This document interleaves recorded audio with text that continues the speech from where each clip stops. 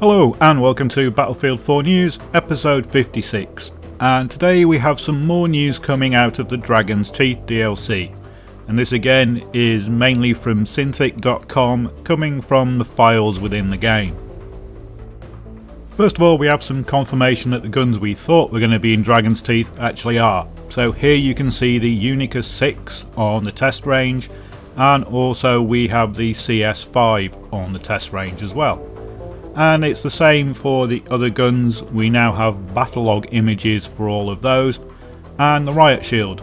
So we have the MXP, the Unicus 6, the Desert Eagle, the CS5, the Bulldog, and the riot shield. Something that's less clear is the armed EOD bot. We do have this image of it from the game, and this looks like an MAARS, or the Modular Advanced Armed Robotic System that's made by Kinetic, although in some of the game files it's called the RAWR, R-A-W-R. What we do know is what is described in the files is actually a light machine gun, not a minigun, but it does have the 3x 40mm grenade launcher, and it's probably a battlefield pickup, not an equipped gadget. And from the files it would seem that it handles the same as the EOD bot, so you have a third person view where you can see around the EOD bot, but you also have an infrared first person view available as well. And here we can see the MAARS in action, and this footage is from DANNYonPC, and I'll link the full video in the description below because he also has footage of all the other weapons as well. There is going to be a new game mode within Dragon's Teeth, and that is called Chain Link. Now the details of this mode aren't very clear at the moment. The information we have on it and its existence comes from items around the periphery of the game. So we have information from the ribbons and medals and service stars and things like that.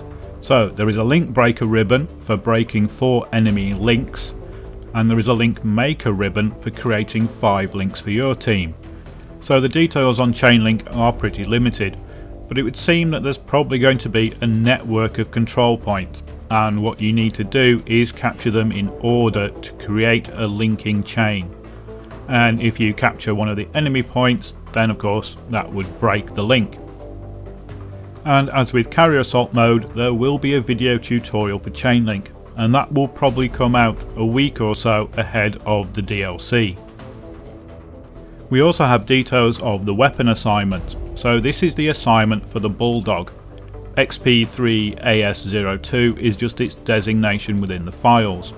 And from what we can tell, none of these are required in the same round. So the inner round requirement appears to have disappeared from this DLC.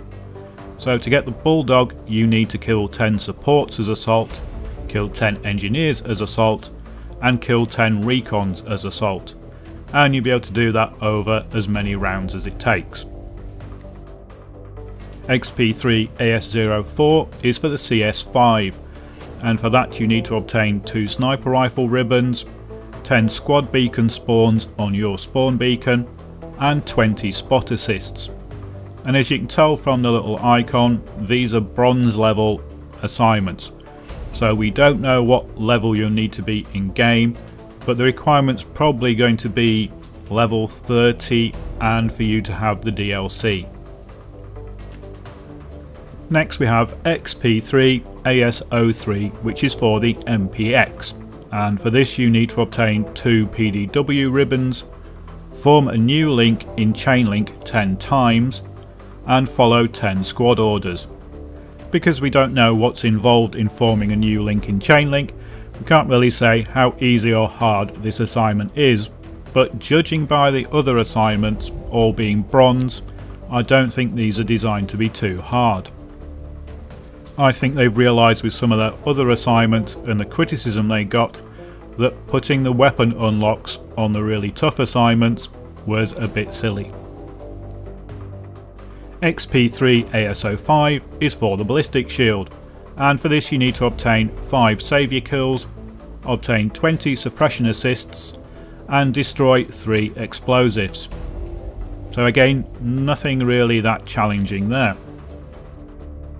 The assignment for the Unicus 6, and that's XP3AS01, does have an interesting requirement. You need to do something at a specific point on one of the maps. Now, in the files it doesn't say what you have to do, where you have to do it, or what the map is, but I think we can guess it's probably something like climb the highest point or go down a hole, something like that. And you also need to get 5 kills while swimming, so effectively that's going to be 5 pistol kills from the water. Or maybe you could get away with using explosives and taking out boats. The Desert Eagle assignment is silver and requires you to have done the Unica 6 assignment.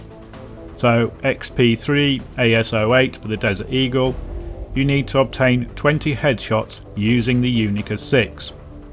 So that is a bit more challenging, but nothing that isn't particularly easy to get over time. There are some other assignments hidden in the files, and these are where things get a bit more tricky, and these are probably going to have rewards of camos or dog tags. The only names these have at the moment are their file designations. So XP3 ASO 6, you need to obtain 10 flag attacks, obtain 10 flag defences, and obtain 25 kills using shotguns. XP3 ASO 7, you need 1 vehicle destroy with an EOD bot, 5 kills using the MAARS, 10 kills using helicopters, and spot 20 enemies using the MAV.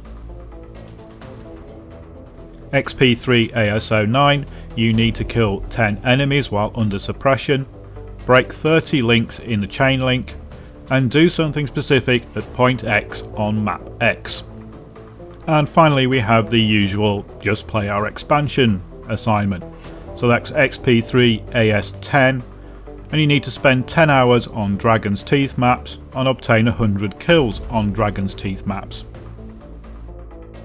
So it seems that DICE have learnt a few lessons from the previous DLCs, and this time they've made the weapon assignments the more standard ones, and the trickier, more try-hard assignments giving dog tags and camos instead of weapons. And speaking of dog tags, here are 5 new ones.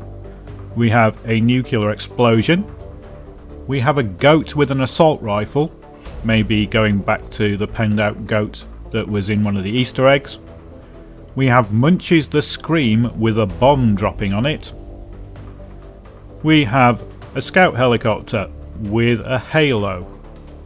And we have 3 grey aliens in a similar pose to the sharks were on a previous dog tag. What do any of those mean? Well, nobody's quite sure, but I'm sure it will all become clear when we see what the names of the assignments are. And we also have some new premium dog tags. So we have a few interesting patterns, we have a world map, and we have a blank one with a little gold scorpion on it. So nothing to tell us very much there. And finally we have the map names. Now these were leaked a while ago and appear to have been confirmed by people digging around through the files. So we have Propaganda, Waterfront, Urban Garden and Marketplace. Now we don't know much about these maps other than they're supposed to be all-out urban warfare in areas of cities controlled by the Chinese army. So we'll have to wait and see if these are going to be entirely new maps or whether some of these may come from the single player campaign, because there was a lot of single player campaign action involved in urban areas and with the Chinese army in control. So that is currently what we know about the Dragon's Teeth DLC. If you want to have a look at the weapon stats, then those were in Battlefield 4 News episode 54, and I'll link that in the description. And as I said in the previous videos on the Dragon's Teeth DLC, any of this information could change before the DLC is actually launched. This information isn't coming from the release version of Dragon's Teeth, so it will just give you an indication as to what's coming. Thanks for watching, and I'll bring you more Battlefield 4 news when it happens.